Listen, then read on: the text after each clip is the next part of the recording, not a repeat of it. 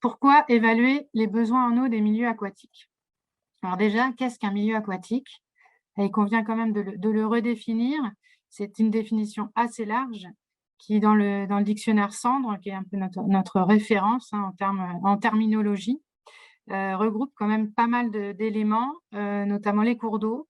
Donc, bras naturels ou aménagés, on est toujours dans le domaine des cours d'eau ainsi que les voies d'eau artificielles, les plans d'eau, les zones humides et même le littoral. Donc, dans la fiche de lecture du SDAGE sur les études HMUC, la fiche 6.1, tous les milieux aquatiques sont a priori concernés. Alors aujourd'hui, on ne va pas forcément détailler l'ensemble des impacts que peuvent avoir, enfin, l'ensemble de ces compartiments, mais on va se concentrer sur les cours d'eau, on va expliquer pourquoi. Alors, qu'est-ce qu'un milieu? C'est une notion d'écologie, hein, ça ne concerne pas uniquement les milieux aquatiques, mais comme on parle du besoin des milieux, il faut peut-être savoir de quoi on parle. Donc, il s'agit d'un ensemble de facteurs qui agissent sur des communautés vivantes et qui déterminent en fait leurs conditions de survie, de perpétuation, de reproduction, etc. Donc, on a deux grandes familles de facteurs écologiques, qui sont des facteurs qui sont abiotiques, qui concernent des paramètres physico-chimiques, physiques, ou de substrats, par exemple, de substrats d'habitat. Et par contre, on a des facteurs qui sont plus liés au vivant et aux interactions du vivant sur le vivant, avec comme la prédation, la concurrence interspécifique, ou par exemple certaines interactions faune-flore. Donc on est dans il y a tous ces phénomènes-là et ces facteurs-là qu'on va regarder quand on parle du milieu. Au niveau de notre présentation là, on va se centrer, et il y a déjà beaucoup de choses à dire sur les cours d'eau. Pourquoi? Parce que là, on est dans un webinaire Bretagne. Alors, ça pourrait s'étendre à d'autres zones hein, de France, notamment les Pays de la Loire pour une majeure partie de leur territoire. On est en Bretagne sur des massifs géologiques qui ne permettent pas forcément l'infiltration, enfin en tout cas assez peu par rapport à des bassins sédimentaires. Et c'est responsable notamment du fait qu'on a une grande densité de cours d'eau sur ces territoires-là. Donc là, vous avez les cours d'eau inventoriés au titre de la police de l'eau. On a plus de 42 000 sur les 4 départements bretons. Et c'est cette ressource superficielle qui est soumise aux pressions de prélèvement, puisque les 3/4 des prélèvements sont effectués en eau superficielle, avec, là, pour l'année 2018, plus de 290 millions de mètres cubes, notamment pour l'eau potable, l'industrie, l'irrigation ou d'autres usages type navigation. Alors, on va se centrer évidemment aussi sur les débits. Donc, on voit le lien avec le module hydrologie. On va bien rappeler que dans le débit, il y a deux grosses composantes qui sont la section d'écoulement et les vitesses d'écoulement. C'est important parce que les deux vont jouer sur notamment les habitats disponibles, les préférences des espèces, etc. Alors, les débits, c'est un des facteurs abiotiques qui influence tous les autres dans les milieux type cours d'eau. Donc, il détermine aussi la charge solide, la force érosive avec les vitesses, et ils influencent la surface d'habitat, la température, l'oxygène. On va voir ça un petit peu plus en détail. Et il ne faut pas oublier qu'en fait, ces débits varient dans le temps, varient également sur un axe longitudinal d'amont à l'aval du cours d'eau. Latéralement, ils sont aussi responsables donc des érosions latérales qui peuvent se produire, des débordements. Enfin, tout ça, c'est vraiment la vie, la continuité écologique dans ces 4 dimensions. Et puis, il y a aussi, bien sûr, le lien avec les rivières, avec les nappes souterraines. Alors, les débits dans la gestion de l'eau, alors on est passé un peu d'une politique un peu liée plutôt aux ouvrages et aux gestions de crise, et on évolue maintenant vers une gestion plus structurelle des débits, enfin de la ressource en eau de manière générale, mais dans tous ces nomenclatures-là, dans tous ces registres, on envisage les débits à préserver dans le cours d'eau. Alors, la notion de débit minimum biologique, c'est un peu la plus ancienne.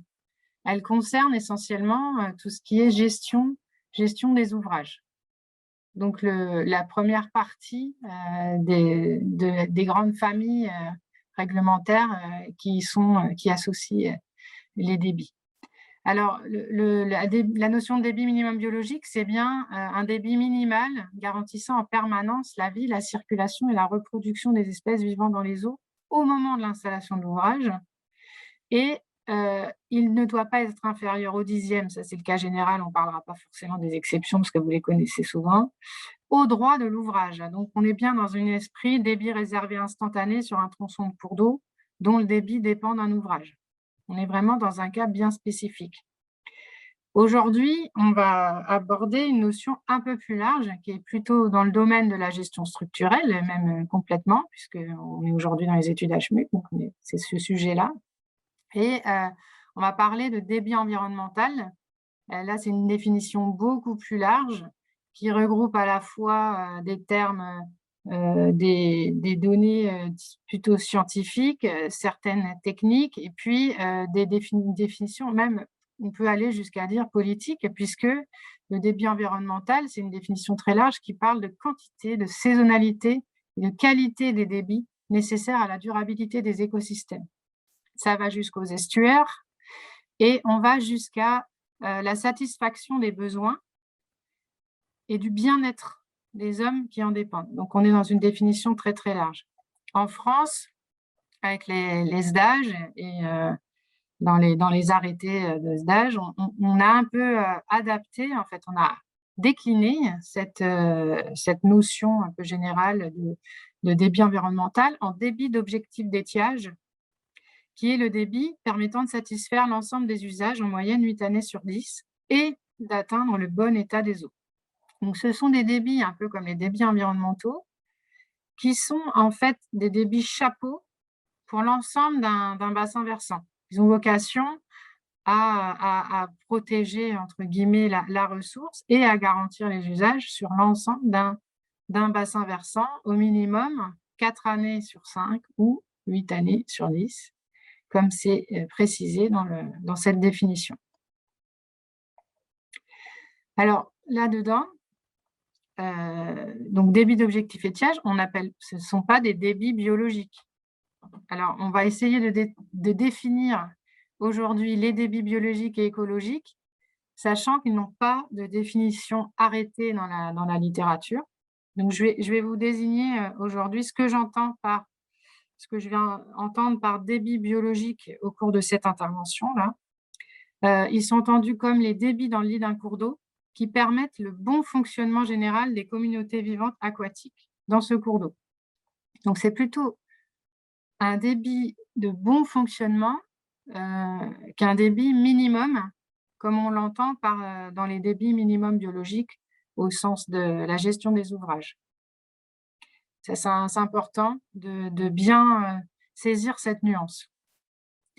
Après, les débits écologiques, on pourrait dire c'est à peu près équivalent aux débits biologiques, mais dans les termes, quand j'en parlerai aujourd'hui, c'est un peu comme des débits biologiques qui intégreraient des objectifs de bon état des eaux avec des compartiments physico-chimiques au-delà du biologique. Voilà, mais après, ce n'est pas une définition fixée. Alors, la place des débits écologiques dans ces études, nos études HMUC, elles visent bien à définir notamment des débits d'objectifs d'étiage à l'exutoire de bassin versant. Entre la définition de débits écologiques qui permettent d'assurer le bon fonctionnement biologique sur une ou plusieurs stations sur le bassin versant, on a une étape entre ces deux débits-là. On a une étape qui tient de la décision de gestion. Là, ce sont des débits plutôt établis scientifiquement, techniquement, grâce à des méthodes qu'on va développer aujourd'hui. Et pour les transformer en débit d'objectif étiage, il y a une certaine décision de gestion et surtout, il y a le cadre du SDAGE qui s'applique avec cet objectif de satisfaire les usages et les besoins des milieux 8 années sur 10. Donc là, il y a une transformation qui s'opère entre les deux pour que ça devienne un débit réellement suivi et partagé entre tous. Il y a un peu la même notion entre le débit minimum biologique et le débit réservé à l'aval d'un ouvrage, entre cette étude scientifique, technique qui va déterminer un certain débit qui peut même moduler dans le temps, hein, et la décision d'appliquer un débit réservé, il y a une décision technico-gestion, technique et de gestionnaire qui doit être partagée par tous. Il y a un peu ce parallèle dans les deux cas. Alors, la déclinaison dans les études HMUC, donc l'évaluation des besoins des milieux, la fiche de lecture renseigne un petit peu sur l'objectif, c'est de déterminer des valeurs clés de débit. Il ne précise pas débit écologique, débit biologique, mais il parle de valeurs clés de débit permettant le fonctionnement des milieux. Donc, il reprend un peu cette terminologie que je vous propose pour aujourd'hui. Et sur l'ensemble du cycle hydrologique. Donc là, on retrouve un peu toutes les composantes du fonctionnement des cours d'eau, la dynamique. Et puis ici, on sait le SDAGE, un peu comme pour le volet climat, la fiche de lecture propose d'utiliser les dernières méthodologies disponibles. On s'adapte avec l'évolution des progrès techniques et scientifiques dans ces domaines-là.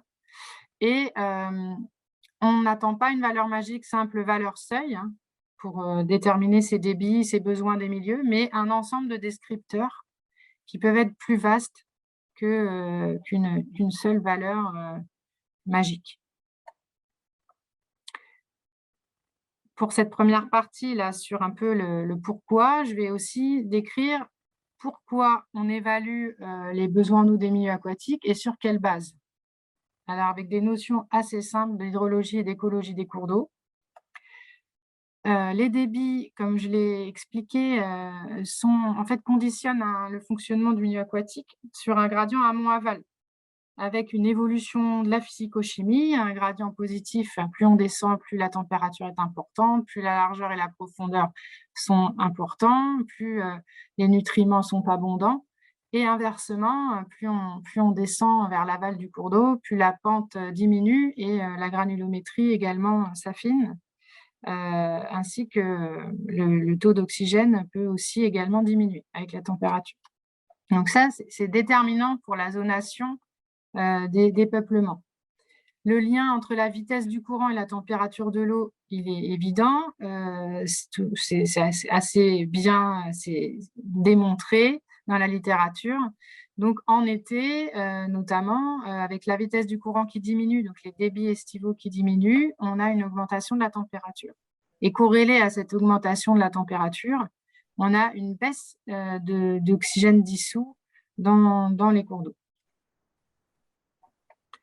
Alors, d'autres liens plus physiques existent entre les débits et la diversité d'habitats disponibles. Alors, les habitats ici, on est plus sur... c'est pas tout à fait la même notion que le milieu, puisqu'on inclut en fait les communautés vivantes dans l'habitat. Donc, une faune, une végétation et un compartiment stationnel qui se rapproche davantage du milieu. Donc ici, on a des échelles emboîtées. C'est assez nourri aussi dans la littérature. Il y a des éléments d'échelle en fait, qui servent à décrire un cours d'eau en partant des grandes zonations avec les secteurs en allant jusqu'au micro-habitat.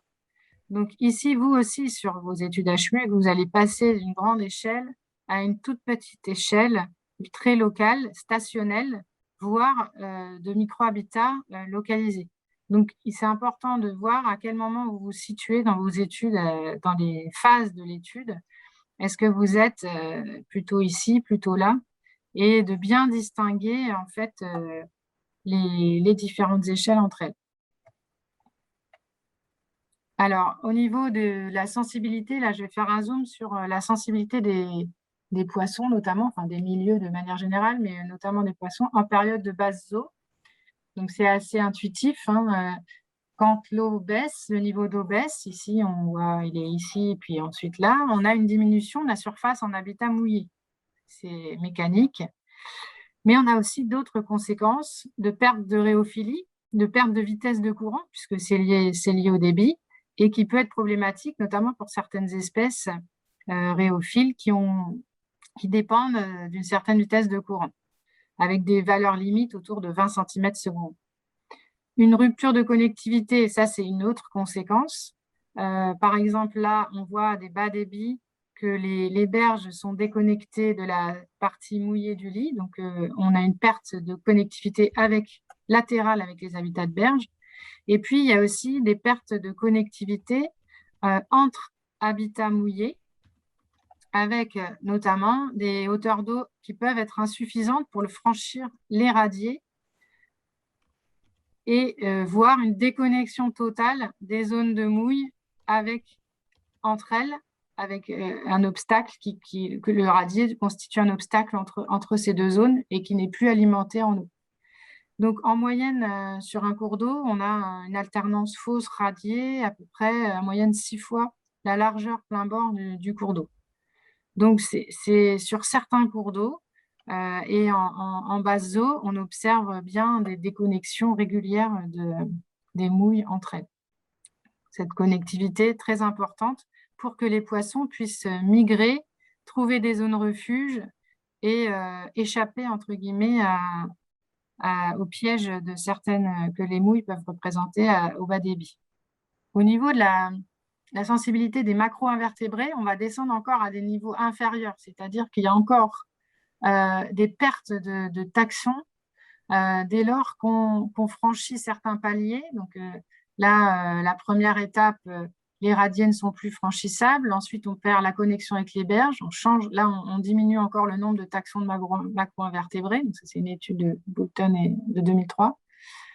Entre les fosses, on perd également un certain nombre de taxons. Et puis ensuite, on va aller dans les pertes d'habitat de survie, chose que pour les poissons, sont insuffisants pour assurer la survie de certains poissons. Mais pour les macro-invertébrés, ça peut suffire. Quelques blocs, des bois morts, du bois en rivière. Et enfin, ça finit par la perte de l'eau dans le matelas alluvial. Donc, dans la zone hyporéique, là, la zone d'écoulement qui est hyporéique, on peut dire hypodermique, si on comparait avec la peau humaine, et qui est une zone qui continue d'assurer un écoulement dans le cours d'eau, même quand le cours d'eau semble à sec en surface. Donc, on peut avoir des degrés d'assec extrêmes. La sensibilité en période de basse eau, j'ai parlé de la température, ça peut aller jusqu'à provoquer la mort de certains poissons, hein. Notamment les salmonidés sont très sensibles aux augmentations de température, avec des températures létales. Bon, évidemment, plus on va vers des stades jeunes, notamment les œufs, plus ils sont sensibles à la température, étant donné que la reproduction s'effectue pour ces espèces-là en hiver. Après, on a aussi le rôle des débits, en fait, l'intérêt d'assurer certains débits en période de hautes eaux, ce qui n'est pas forcément les périodes sur lesquelles on focalise spontanément. Mais ces débits-là ont une grosse importance pour assurer notamment le succès reproducteur des espèces. Donc, on a en automne des débits d'attrait pour certains géniteurs de salmonidés notamment, et puis des débits qui vont permettre de mettre en eau les têtes de bassin versant et de faciliter l'accès aux têtes de bassin versant pour ces géniteurs. Donc, on a aussi des débordements hivernaux un peu plus tardifs qui vont être déterminants pour la reproduction de certaines espèces comme le brochet. Et puis, des débits de printemps qui vont permettre d'assurer une reproduction des cyprinidés, d'autres espèces. Ici, c'est des poissons de Wallonie, donc les puristes m'excuseront si les les périodes de reproduction ne correspondent pas tout à fait, mais je trouvais que l'illustration est assez bien faite. On a, même en période de hautes eaux, un déterminant assez fort. Le débit est un déterminant très important. Si on baisse de 50 il a été montré sur certaines zones de l'Allier, le débit optimal de frais détruites, on diminue de 40 leur surface de reproduction. Donc après, on augmente la concurrence intraspécifique, et cetera. Donc il y a vraiment des conséquences importantes sur le succès reproducteur, y compris en hautes eaux. Et puis les hautes eaux, c'est important aussi pour assurer une dynamique morphologique suffisante en mobilisant les sédiments, parce quand on augmente les débits, on augmente les vitesses, donc on augmente aussi la capacité du cours d'eau à se remanier, à remobiliser des particules solides. Et dès lors qu'on dépasse le débit plein bord avec des crues suffisantes, au-delà de crues fréquence biennale notamment, on redynamise les écoulements, les faciès d'écoulement, la morphologie du cours d'eau. Et pour les cours d'eau qui sont colmatés par des particules fines qui viendraient des bassins versants et qui colmatent le fond du lit, qui asphyxient le substrat, on a une remise en suspension avec des débits importants. Alors attention, en période de haute eau, tous les débits ne sont pas favorables à la reproduction notamment, et que certains débits de crue, quand ils sont vraiment forts, peuvent compromettre un peu le succès de certains salmonidés. Alors, on va peu en parler parce que bon, les crues très importantes, les prélèvements ont peu d'effet en fait sur ces crues. Donc, c'est un peu hors sujet, mais c'est important de le savoir. Alors, là, on a le cycle hydrologique et le cycle de vie du saumon qui montre qu'en fait, les besoins pour une espèce donnée sont différents selon son stade de développement. Donc, tout son cycle de vie va dépendre à certains moments des débits dans le cours d'eau. Et ici, c'est un petit récapitulatif de tous les débits qui vont être déterminants dans le cycle de vie de l'ensemble des espèces qu'on peut trouver chez nous, avec des débits d'automne et hivernaux, les crues débordantes, et des débits de printemps et des débits d'étiage qui vont permettre. Alors, plus les débits de printemps seront soutenus et les débits hivernaux, tous ces débits auront été favorables à une reproduction efficace, et plus les populations, les peuplements seront résilients à la survenue d'étiages sévères en période estivale.